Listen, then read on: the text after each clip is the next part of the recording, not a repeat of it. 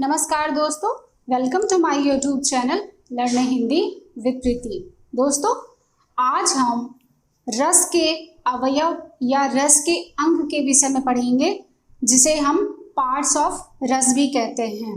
इसे रस के अवयव, अंग या हम रस के तत्व भी कहते हैं। तो यह तीनों चारों बातों का मतलब एक ही है। आपके एग्जाम में प्रश्न यह पूछे कि रस के कितने अवयव हैं, या रस के कितने अंग हैं, या रस के कितने तत्व हैं, या रस के कितने पार्ट हैं, तो सारे प्रश्नों का मतलब एक ही है, क्योंकि रस के जो अवयव हैं, जो अंग हैं, वह कितने हैं? 4 हैं। कौन कौन से? स्थायी भाव, विभाव, अनुभाव और व्यभिचारी भाव। ये जो व्यभिचारी भाव हैं, इन्हें संचारी भाव या क्षणिक भाव भी कहते हैं। तो रस जो हमारे होते हैं, जो हमारे 11 रस हैं, मैंने अपने पिछली वीडियो में आप लोग को बताया था कि रस भरत मुनि के अनुसार 8 हैं। फिर 9वां रस भी जुड़ा, मूल रूप से रसों की संख्या 9 है और टोटल रसों की, कुल रसों की संख्या 11 है। तो जो हमारे जो 11 हमारे कुल रस हैं, उन सबका जो बेस है, जो आधार है, वह इन्हीं अंगों के ऊपर ही डिपेंड करता है। क्योंकि ये जो स्थायी भाव, विभाव, अनुभाव और व्यभिचारी भाव हैं, इनके संयोग से ही रस की निष्पत्ति होती है। तो सबसे पहले हम रस के अंग देखते हैं। उसके अंतर्गत हम सबसे पहले देखेंगे स्थायी भाव। अभी हम इन सबको समझते हैं। अभी मैंने जो नीचे लिखा है, आपको उस पर ध्यान देने की जरूरत बिल्कुल भी नहीं है। पहले हम इन चारों भावों को समझेंगे, क्योंकि अगर हम एक बार इन चारों भावों को समझ लिए तो रसों को पहचानना या रसों को समझना बहुत ही आसान हो जाएगा। तब कौन सा रस है, कौन सा उदाहरण है, उसमें कौन सा स्थायी भाव है, कौन सा विभाव है, कौन सा अनुभाव है, आलंबन क्या है, उद्दीपन क्या है, आश्रय कौन है, विषय क्या है, यह आप सब कुछ बता लेंगे। बस आपको इन चारों चीजों को समझ, इन चारों जो भाव हैं, इनको समझने की कोशिश करनी है। तो हम सबसे पहले इन भावों को ही समझेंगे। स्थायी भाव क्या होते हैं? स्थायी भाव रसों के मुख्य आधार हैं, क्योंकि स्थायी भाव ही विभाव, अनुभाव और व्यभिचारी भाव से संयोग करके रस के रूप में परिणत होता है। तो स्थायी भाव रसों का एकदम बेस है, ये आधार है। स्थायी भाव क्या होते हैं? इनकी संख्या कितनी है? तो स्थायी भाव है जो इनकी संख्या 9 है। अब आप यह सोच रहे होंगे कि कुल रसों की संख्या तो 11 है, पर स्थायी भाव 9 है। तो हर एक रस का एक स्थायी भाव होता है। जैसे श्रृंगार रस का स्थायी भाव रति है, वीर रस का स्थायी भाव उत्साह है।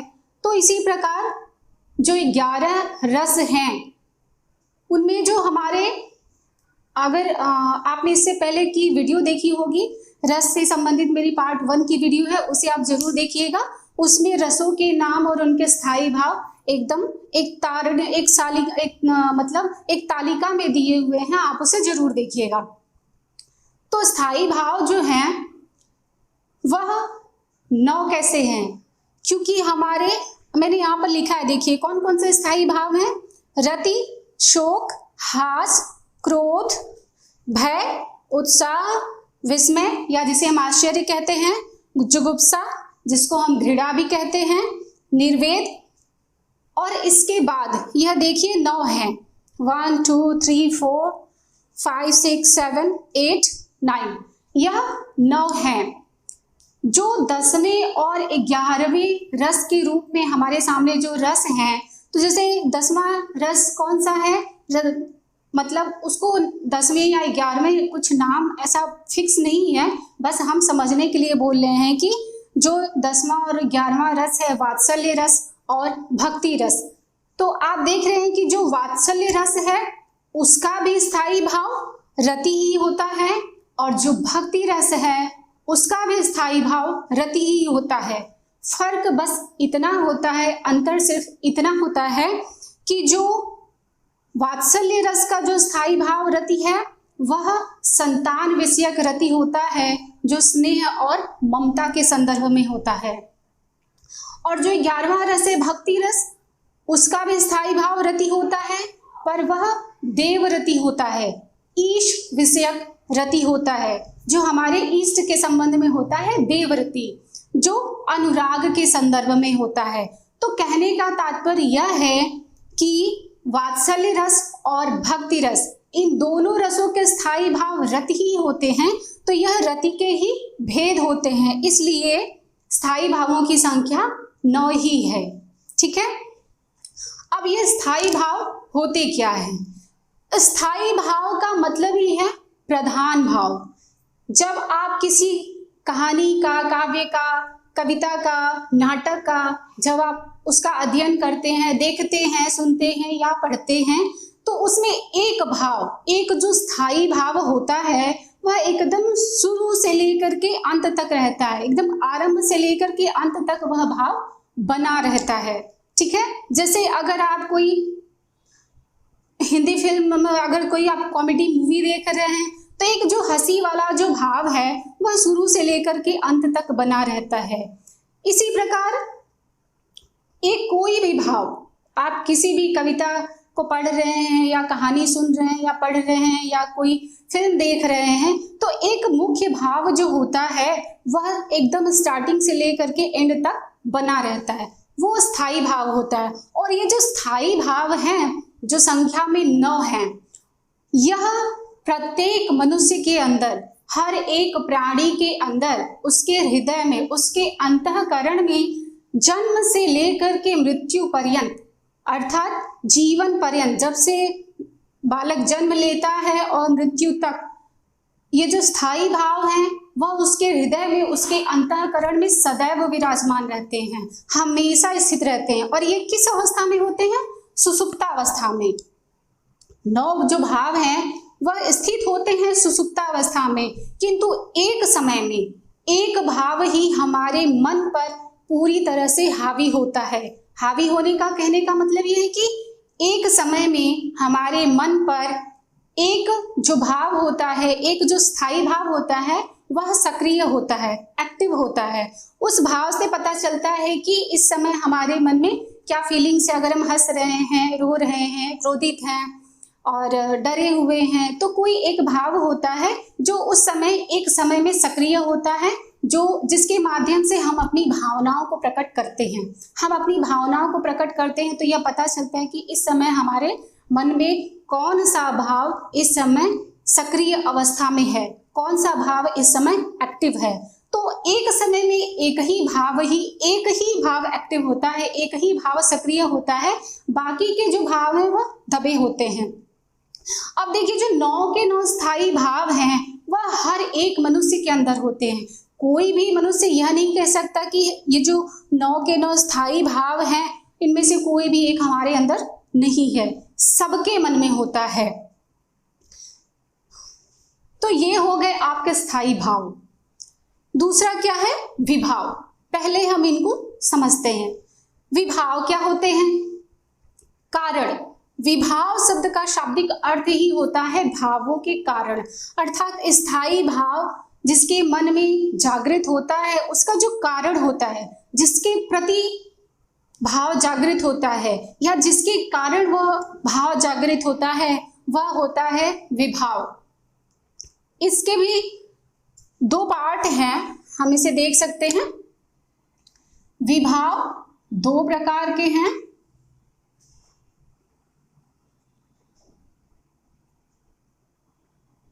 हमें स्थायी भाव के लिख सकते हैं कि 9 है, यह संख्या में 9 है, ठीक है। और विभाव 2 प्रकार के हैं, आलंबन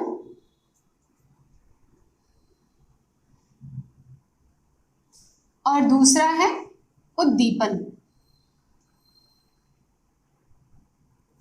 यह बहुत ही महत्वपूर्ण है, इनको समझना बहुत जरूरी है। फिर आलंबन के भी 2 भाग हैं। कौन कौन से दो भाग हैं? आश्रयालंबन, आश्रयालंबन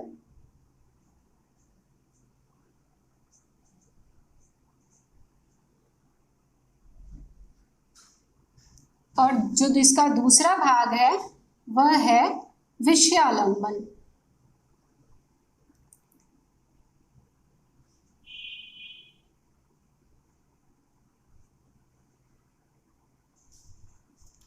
तो सबसे पहले हम विभाव को समझते हैं, यह बहुत ही महत्वपूर्ण है, इसको समझना बेहद जरूरी है। विभाव क्या है? मैंने बोला कि यह जिसके मन में जो भाव उत्पन्न होता है, किसी के मन में अगर श्रृंगार रस का जो स्थायी भाव है रति अगर वह उत्पन्न होता है तो वह किसके कारण उत्पन्न होता है या किसके प्रति उत्पन्न होता है, वह होते हैं हमारे विभाव। अब देखिए विभाव के जो दो भेद है वह है आलंबन और दूसरा है उद्दीपन। उसमें भी आलंबन के दो भेद हैं, आश्रयालंबन, विषयालंबन। आप समझिए आश्रयालंबन जिस व्यक्ति के विषय में, ठीक है, जिस व्यक्ति के हृदय में, जिस व्यक्ति के अंतःकरण में, हृदय में जो स्थायी भाव जागृत हुआ वह व्यक्ति आश्रयालंबन कहलाता है। और जिसके कारण या जिसके प्रति जागृत हुआ वह होता है विषयालंबन। और दूसरा जो इसका भेद है उद्दीपन। उद्दीपन क्या होता है? यह विषयालंबन को, ये जो विषयालंबन होता है, जो कारण होता है वह उसकी सहायता करता है। कुछ परिस्थितियां, कहने का मतलब परिस्थितियां, सिचुएशन, घटनाएं, उस समय का जो वातावरण होता है, उद्दीपन का अर्थ होता है उद्दीप्त करना, बढ़ावा देना। तो ये क्या करते हैं कि वह भावों को और उद्दीप्त करते हैं। विषयालंबन के ये सहायक के रूप में होते हैं।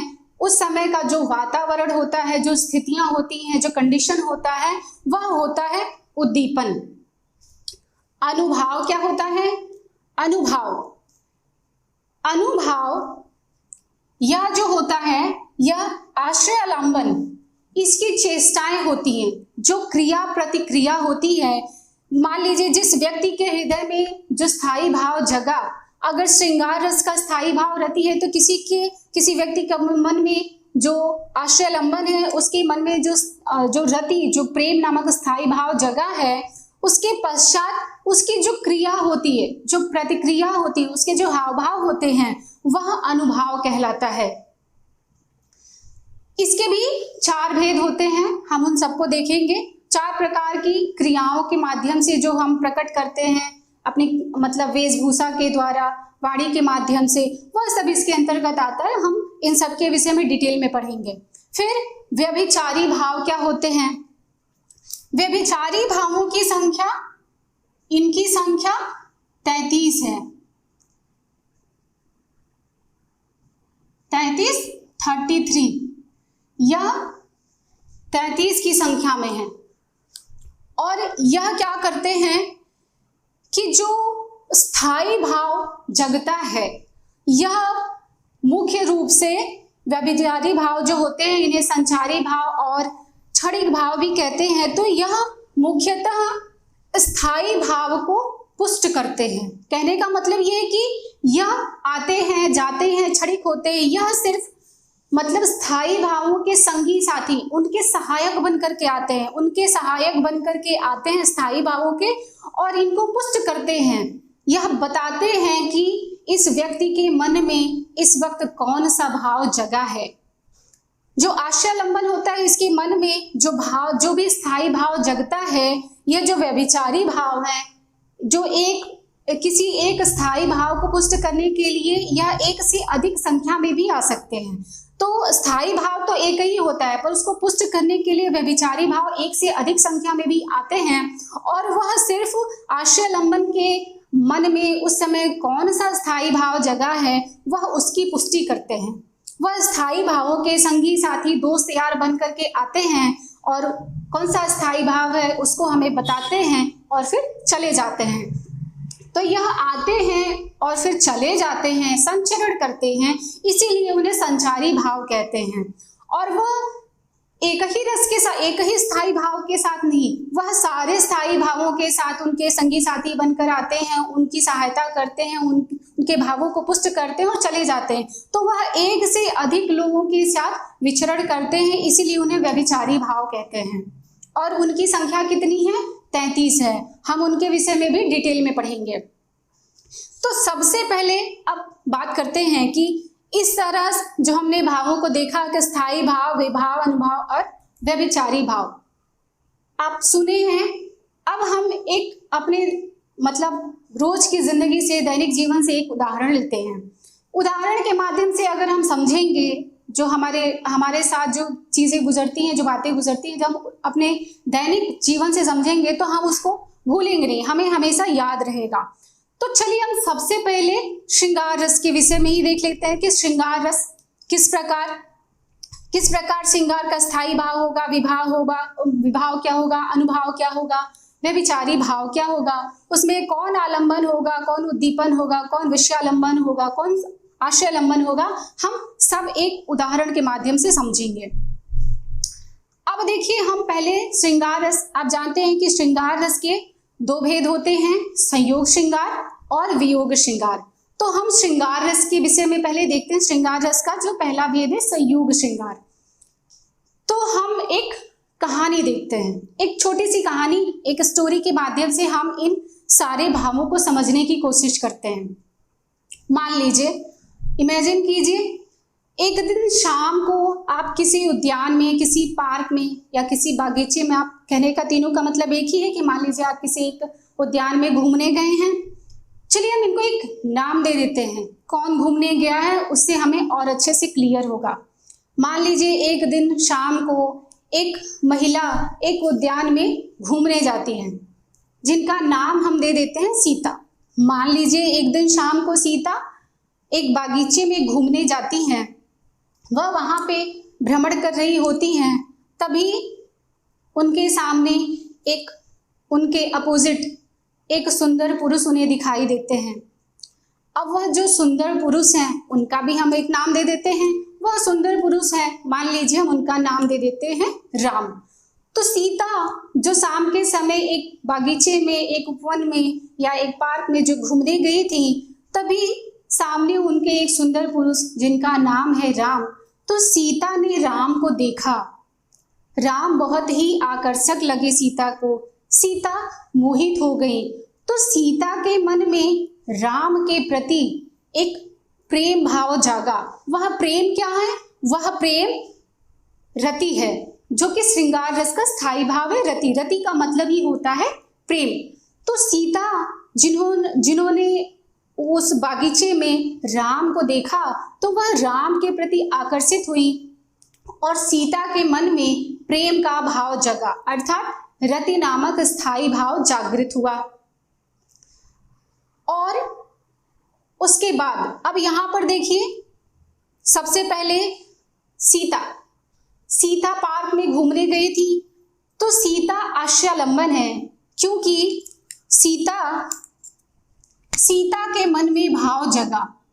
ठीक है, सीता के मन में प्रेम का भाव जगा, रति का स्थायी भाव जगा।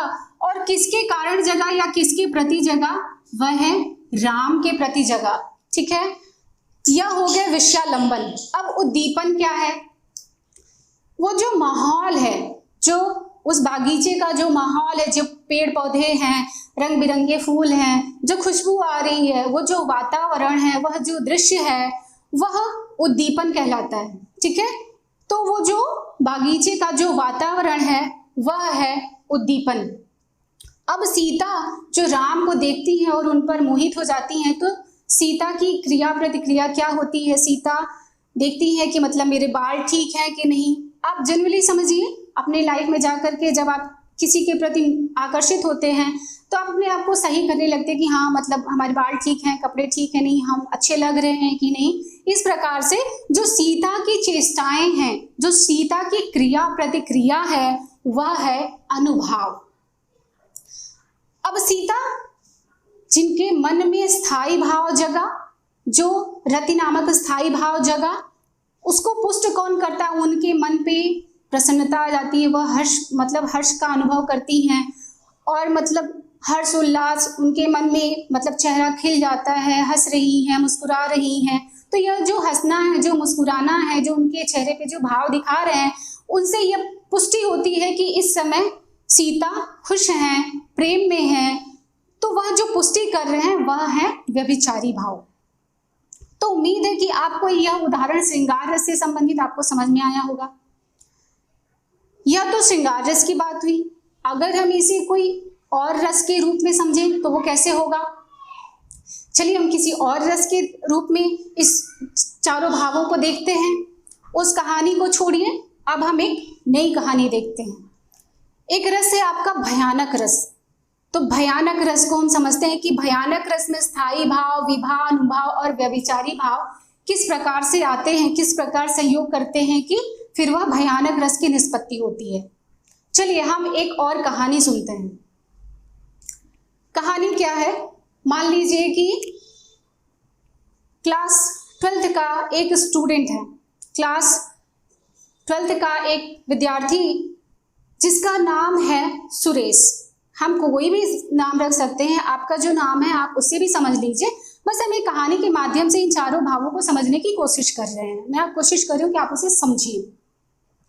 तो मान लीजिए एक क्लास 12th का बच्चा है जिसका नाम है सुरेश, और वह अपने घर से शाम को 5 बजे से लेकर के 7 बजे तक किसी कोचिंग सेंटर में कोचिंग करने जाता है। ठीक है। और जो सुरेश का घर है वह कोचिंग सेंटर से ज़्यादा दूर नहीं है, 1 किलोमीटर के ही डिस्टेंस पर है। तो सुरेश हर दिन शाम को 5 बजे से लेकर के 7 बजे तक कोचिंग करने कोचिंग सेंटर जाता है। एक दिन क्या हुआ कि सुरेश कोचिंग सेंटर में कोचिंग कर रहा था, पढ़ाई कर रहा था। उस बीच बहुत तेज आंधी तूफान बारिश आई। तो मतलब आंधी आई, तूफान आया, बारिश हुआ। उसके बाद सुरेश अपने कोचिंग सेंटर से घर जा रहा होता है। अब सुरेश उस समय का दृश्य कैसा होगा? आप समझ रहे हैं कि बारिश हुई है तो बहुत सारे मतलब सड़कों के किनारे तो बहुत सारे पेड़ पौधे होते हैं। तो ढेर सारे पेड़ मतलब कुछ टहनियाँ गिर गई हैं छोटी मोटी, कुछ पत्ते सूखे, कुछ गीले ऐसे गिरे होते हैं ना, बहुत सारे पत्ते गिर जाते हैं, कुछ घास फूस झुरमुट, इस तरह से बहुत सारे सड़क के किनारे इस प्रकार स्थितियां बन जाती हैं। तो सुरेश जो कोचिंग सेंटर से घर जा रहा होता है वह अकेले ही रोज आता जाता है, उसके साथ कोई और विद्यार्थी नहीं। वो रोज अपने घर से अपने कोचिंग सेंटर रोज आता है, जाता है, कोचिंग करता है, वहाँ पढ़ाई करता है, फिर अपने घर आता है। तो 7 बजे उसकी छुट्टी होती है। वह उस दिन आ रहा होता है, बारिश हुई होती रहती है, तूफान आया रहता है, तो कुछ पेड़ पौधों की छोटी मोटी टहनियाँ, कुछ डालें गिर गई होती हैं, बहुत सारे जो पत्ते हैं इधर उधर बिखरे होते हैं। अब बारिश हुई, तूफान आया तो लोगों का आना जाना बहुत कम हो गया है, क्योंकि सब लोग अपने घरों में आ जाते हैं और रास्ता बहुत ही सुनसान हो गया है। रात भी हो गई है, अंधेरा हो गया है। ऐसे भी जब तूफान और बारिश होती है तो बहुत अंधेरा हो जाता है, भले चांदनी रात ही क्यों ना हो। तो सुरेश अकेले आ रहा था। अब सुरेश जो स्थितियां हैं, सुरेश के मन में थोड़ा थोड़ा भय उत्पन्न हो रहा था। वह अकेले था और वह डर रहा था, तो डर का भाव उसके मन में थोड़ा थोड़ा हो रहा था। वह अकेले जा रहा था।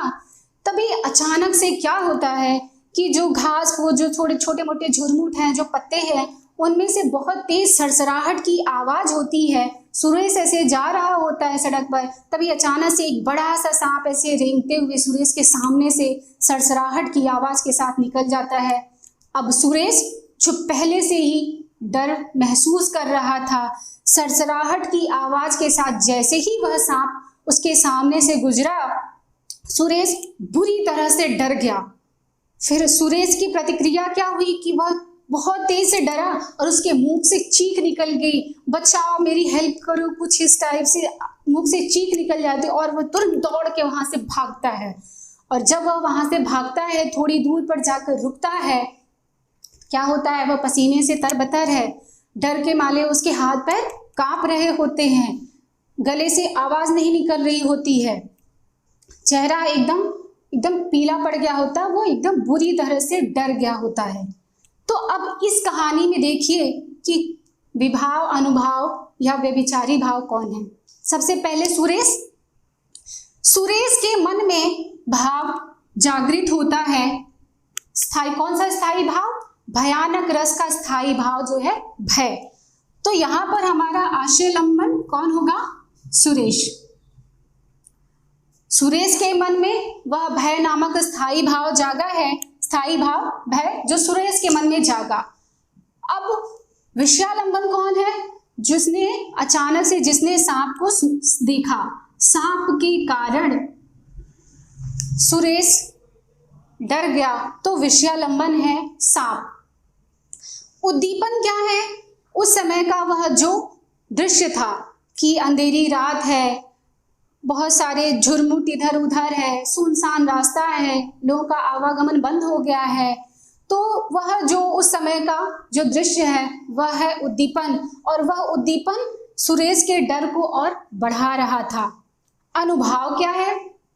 अनुभाव जो सुरेश के डरने के पश्चात तुरंत जो प्रतिक्रिया हुई, क्या प्रतिक्रिया? उसके मुख से चीख निकल गई और वह तुरंत वहां से दौड़ के भागा। तो सुरेश की यह जो क्रिया प्रतिक्रिया है वह है अनुभाव। कुछ दूर जाने के बाद सुरेश जब रुकता है तो उसके गले से आवाज नहीं निकल रही होती, वह पूरी तरह से कांप रहा होता, उसके हाथ पैर एकदम कांप रहे होते हैं, पसीने से एकदम तरबतर हो जाता है। वह क्या है? व्यभिचारी भाव। तो वह व्यभिचारी भाव जो है वह इस बात की पुष्टि करता है कि सुरेश के मन में इस समय भय नामक स्थायी भाव है जो इस समय जागृत है, और वह स्थायी भाव की पुष्टि करता है। उम्मीद है आपको यह चारों भाव अब क्लियर हो गए होंगे। चलिए मान लेती हूं अभी भी अगर आपको थोड़ा सा कंफ्यूजन है तो एक और हम रस के उदाहरण को देखते हैं अपने दैनिक जीवन से ही, उसके बाद तो आपको इन चारों भावों से कोई कंफ्यूजन नहीं रह जाएगा। सचमुच तो नहीं डर गए आप? सुरेश की हमने एक कहानी सुनी थी, ठीक है?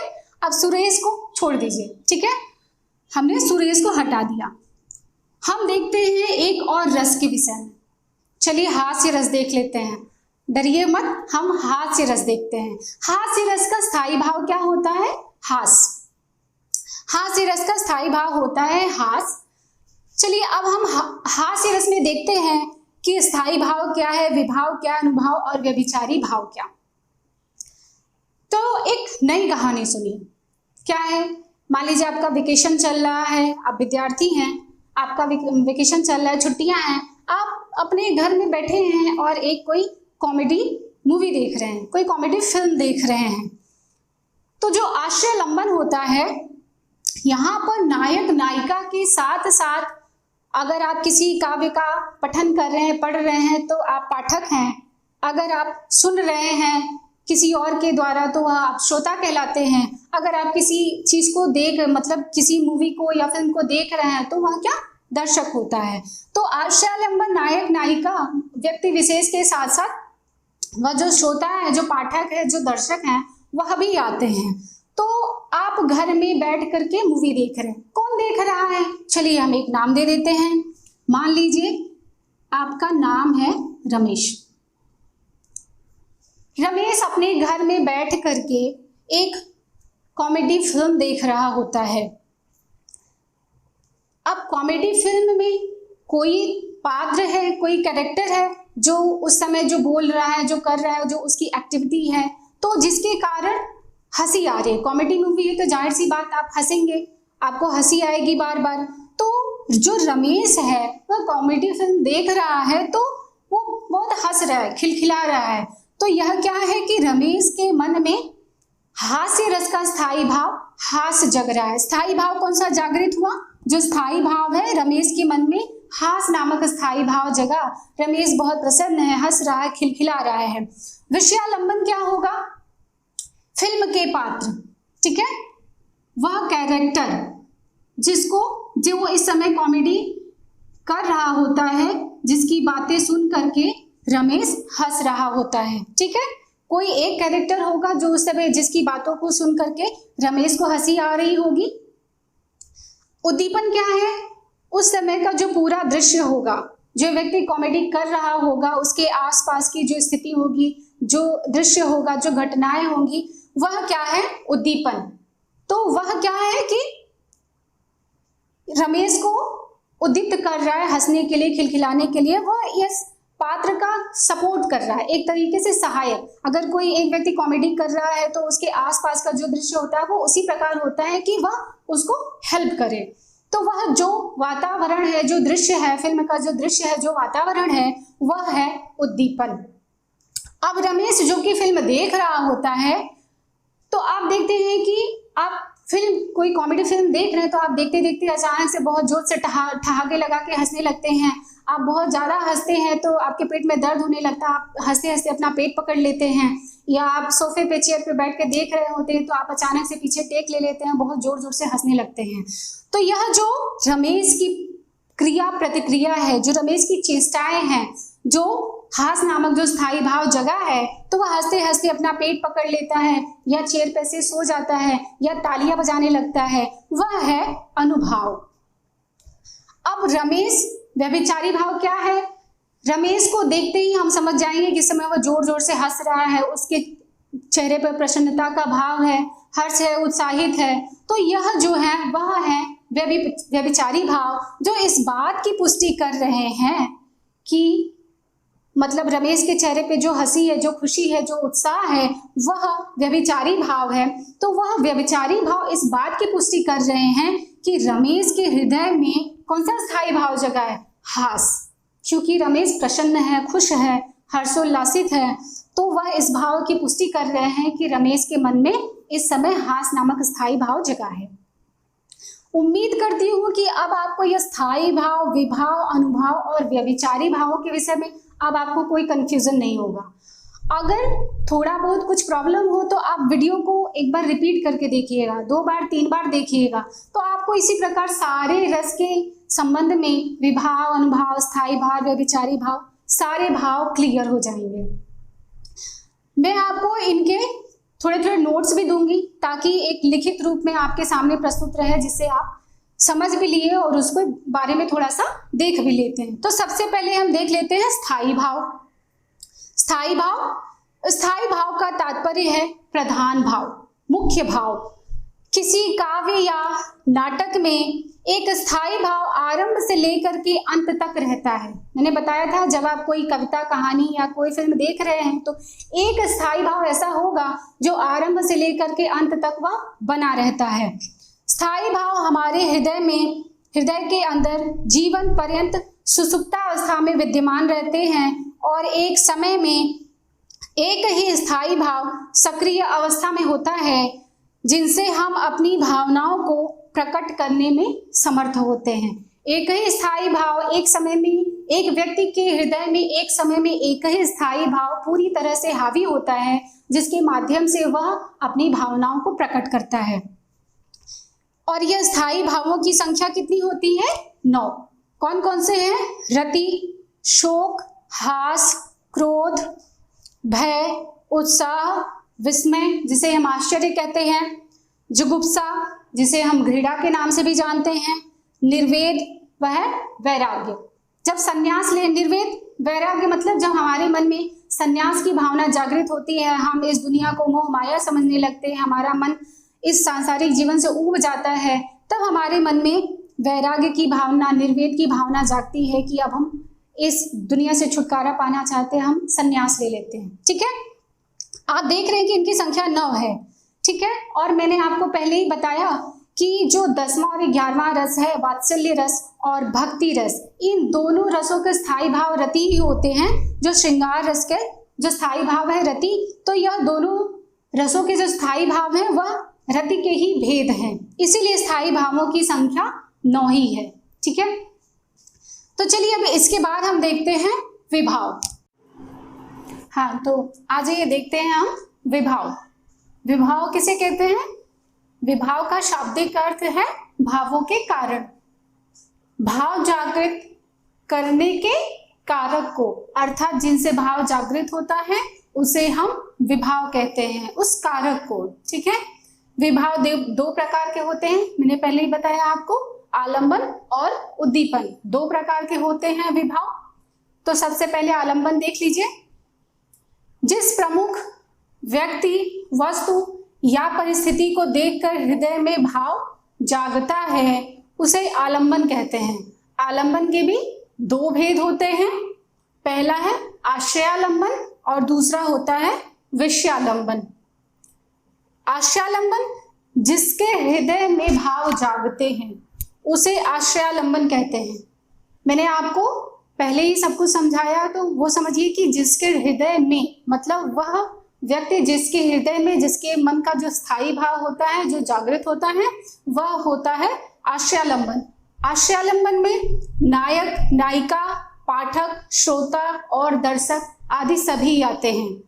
ध्यान दीजिएगा कि नायक, नायिका और ये जो विषयालंबन है, कि मैं बताती हूँ आपको, विषयालंबन जिसके कारण या जिसके प्रति मन में भाव जगे उसे हम विषयालंबन कहते हैं।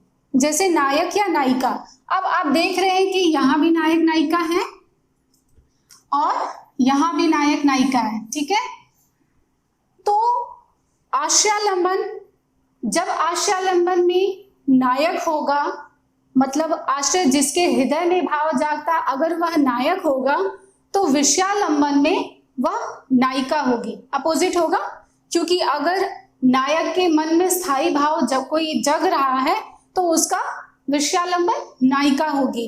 और पहले ही बताया कि आश्रयालंबन में पाठक, श्रोता और दर्शक भी आते हैं। क्योंकि जब हम किसी कविता, कहानी या साहित्य का पठन कर रहे होते हैं, या हम किसी और के माध्यम से सुन रहे होते हैं, या हम देख रहे होते हैं, तो उस पाठक, श्रोता या दर्शक के मन में भी वो स्थायी भाव जागृत होते हैं। इसलिए पाठक, श्रोता और दर्शक आश्रयालंबन के अंतर्गत आते हैं। तो ये हो गए आपके विभाव के आश्रयालंबन और विषयालंबन। तो विभाव का जो दूसरा प्रकार है उद्दीपन। उद्दीपन आलंबन विभाव को पूर्ण परिपक्व अवस्था तक पहुंचाने के लिए कुछ परिस्थितियां सहायक के रूप में आती हैं, उन्हें उद्दीपन कहते हैं। जैसे प्रकृति का वातावरण, पेड़ पौधे, पक्षियों का स्वर, वर्षा, हवा, चांदनी रात आदि। जैसे मैंने आपको सीता और राम वाला उदाहरण दिया था कि सीता जी उद्यान में जब घूमने जाती हैं तो वहां पर उन्होंने एक सुंदर पुरुष राम को देखा। राम के प्रति उनके मन में प्रेम जागृत हुआ। प्रेम मतलब रति नामक स्थायी भाव। तो उस हिसाब से मैंने पहले भी बताया था, एक बार फिर से देख लीजिए कि सीता ने राम को देखा, सीता के मन में रति नामक स्थायी भाव जगा, तो आश्रयालंबन सीता नायिका, आप समझ लीजिए। तो किसके प्रति भाव जागता है? राम के प्रति भाव जागता है, राम के कारण या राम के प्रति भाव जागता है। तो विषयालंबन कौन हो जाएगा? राम मतलब नायक, ठीक है। और उद्दीपन क्या? उद्दीपन वो जो उस समय का वातावरण होता है, जो उस उद्यान का, जो बागीचे का जो वातावरण है, पेड़ पौधे हैं, मधुर मधुर पक्षियों का स्वर होगा, हवा अच्छी चल रही होगी और अच्छा वातावरण होगा, खुशबू होगी, फूल होंगे। तो ये जो उस समय का जो वातावरण होता है, जो परिस्थितियां होती हैं, वही उद्दीपन कहलाता है, ठीक है। अब इसके बाद हम तीसरा देखते हैं, अनुभाव क्या होते हैं। आप इनको नोट्स के रूप में आप इन्हें देख लीजिए, आप इन्हें नोट्स के तरीके से तैयार कीजिएगा। चलिए नेक्स्ट हम देखते हैं अनुभाव। तो चलिए देखते हैं हम अनुभाव के विषय में। अनुभाव किसे कहते हैं? आश्रयालंबन के मन में उत्पन्न भाव और उसकी बाह्य चेष्टाएं अनुभाव कहलाती हैं, जिनसे पता चलता है कि हृदय में कौन सा भाव इस समय जगा है, कौन सा स्थायी भाव इस समय मन में जगा है। इसके 4 प्रकार हैं। जैसे हमने जो सीता और राम की जो कहानी के माध्यम से अगर हम समझ रहे थे, तो सीता जी जब राम को देखती हैं, उनके प्रति आकर्षित होती हैं, तो उसके बाद सीता, यहाँ पर सीता हमारी आश्रयालंबन है, तो सीता की जो क्रियाएं हैं, जो प्रतिक्रियाएं हैं, उनके जो हाव भाव होते हैं, वह अनुभाव कहलाते हैं। अब वह जो हाव भाव होते हैं, जो हमारी प्रतिक्रियाएं होती हैं, उसको हम किस किस माध्यम से प्रकट करते हैं, तो उन्हीं के आधारों पर इसके भेद हैं। अनुभाव के 4 प्रकार हैं। कौन कौन से? कायिक, वाचिक, आहार्य और सात्विक। कायिक मतलब शरीर संबंधी चेष्टाएं। शरीर संबंधी चेष्टाएं मतलब हम अपने हाथों को, जैसे होता है ना कि हम अपने आप को सही करने लगते हैं, या हाथ हमारे इधर उधर कहीं जा रहे हैं, या हम जो कुछ भी एक्टिविटी अपने हाथ पैर या अंगों के द्वारा करते हैं वह होता है कायिक चेष्टाएं। दूसरा है वाचिक चेष्टाएं, वाणी द्वारा उत्पन्न चेष्टाएं। जैसे सीता जब राम के प्रति आकर्षित हुई तो उनके बीच में जो वार्तालाप होती है, या सीता जो राम से कुछ बात करने की चेष्टा करती हैं, वह क्या है, वाचिक। तीसरा है आहार्य। आहार्य का मतलब होता है वेशभूषा द्वारा उत्पन्न चेष्टाएं।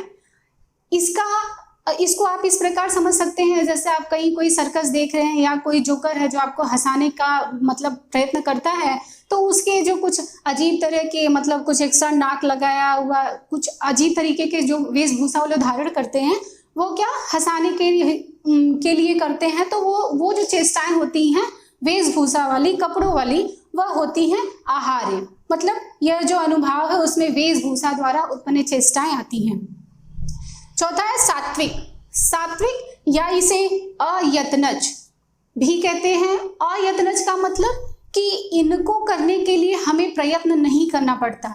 जैसे आप देख रहे हैं कि शरीर संबंधी चेष्टाएं, मतलब हम अपने हाथों को पैरों को कुछ हिला रहे हैं या कर रहे हैं, तो इसमें हम प्रयत्न कर रहे हैं, ठीक है। वेशभूषा धारण में हम प्रयत्न कर रहे हैं, बोलने में हम प्रयत्न कर रहे हैं, तो यह मतलब यत्नज होती हैं, जिसमें यत्न किया जाता है, परिश्रम किया जाता है। पर ये जो सात्विक चेष्टाएं हैं अयत्नज कहलाती हैं। मतलब इनके लिए आपको कोई यत्न करने की जरूरत नहीं होती, कोई परिश्रम करने की जरूरत नहीं होती है, क्योंकि यह शरीर की स्वाभाविक क्रियाएं होती हैं। जैसे आप देख लीजिए, शरीर की स्वाभाविक क्रिया के रूप में उत्पन्न चेष्टाएं कौन कौन से, स्तंभ, कंप, स्वरभंग, वैवर्ण, अश्रु, प्रलय, स्वेद, रोमांच, जृंभा। जृंभा का अर्थ होता है जम्हाई लेना।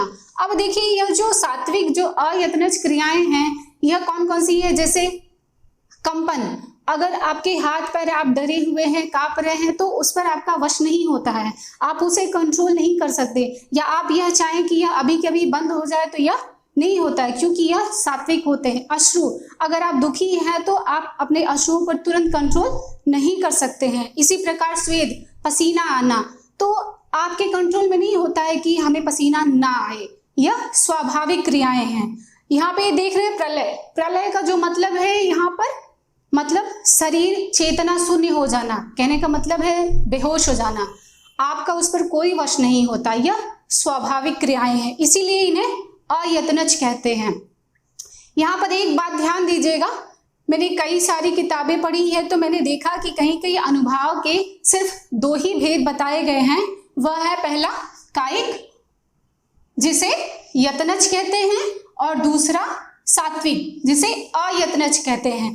तो उसमें जो दो भेद हैं, कायिक वाले में ही वाचिक और आहार्य को इंक्लूड कर दिया जाता है, उसी में सम्मिलित कर दिया जाता है। तो इस प्रकार कहीं कहीं किताबों में मैंने देखा कि सिर्फ दो ही भेद बताए गए हैं, कायिक और सात्विक। तो कायिक के अंदर ही वाचिक और आहार्य को सम्मिलित कर दिया गया, और सात्विक जो अनुभाव होते हैं उन्हें अलग कर दिया गया है।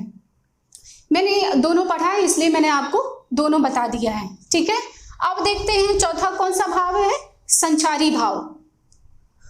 आप देख रहे हैं कि इसके तीन नाम हैं, और आप तीनों इनको जरूर याद रखिएगा, वे संचारी भाव, व्यभिचारी भाव और क्षणिक भाव।